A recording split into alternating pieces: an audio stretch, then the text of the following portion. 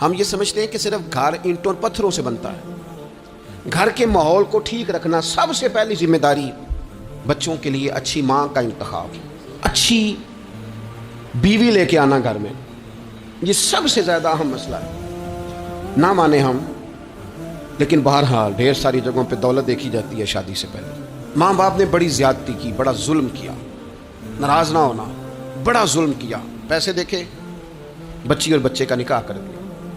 یہ اتنا بڑا زندگی میں آپ نے اپنی اولاد کے ساتھ ظلم کیا ہے کہ آپ تو سائڈ پہ ہو جائیں گے، لیکن وہ بیچارہ ساری زندگی اس کو بھگتے گا۔ نبی پاک صلی اللہ تعالی علیہ وسلم نے الفاظ کو کھول کر بات کو واضح کر کے بتایا تھا۔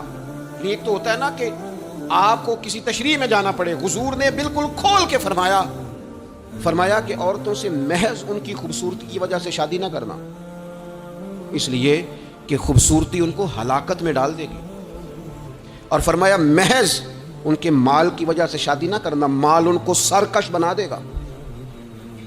یا رسول اللہ صلی اللہ تعالی علیہ وسلم پھر کیا کرے؟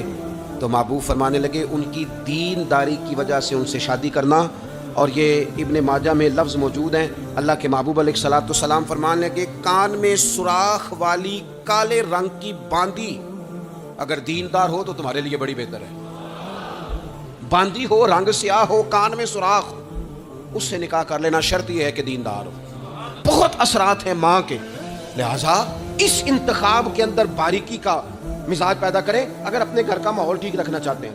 اور اگر ماحول ٹھیک نہیں ہے تو پھر آپ کروڑوں روپیہ لے آئیں، جس کے بچے ہی ناکام ہو گئے، اس کے پیسے کیا کریں گے؟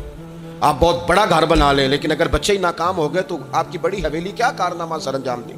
اور اسی طرح کا معاملہ مرد کے ساتھ بھی ہے۔ نبی پاک علیہ الصلوۃ والسلام نے فرمایا جب تمہیں ایسے لوگ پیغام نکاح دیں جن کا دین اور اخلاق اچھا ہو تو پھر اپنی عورتوں کا نکاح ان سے کر دو۔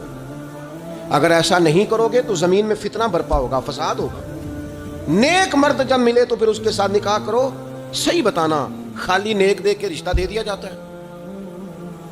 نیک ہے، دیندار ہے، اچھے اخلاق والا ہے، خالی تقویٰ دیکھ کے لوگ رشتہ دیتے ہیں؟ بڑا کچھ دیکھا جاتا ہے، بڑا پس منظر دیا تو تنخواہ تھوڑی ہو تو کہتے ہیں کماتا ہی کچھ نہیں۔ اگر تو بہو آئے تو پھر تو اس کے نصیب کا رزق ہے، اگر بیٹی نے جانا ہو تو پھر اس کے نصیب کا رزق نہیں ہوتا۔ تو جن رشتوں کی بنیاد لالچ پر رکھی جاتی ہے وہاں گھر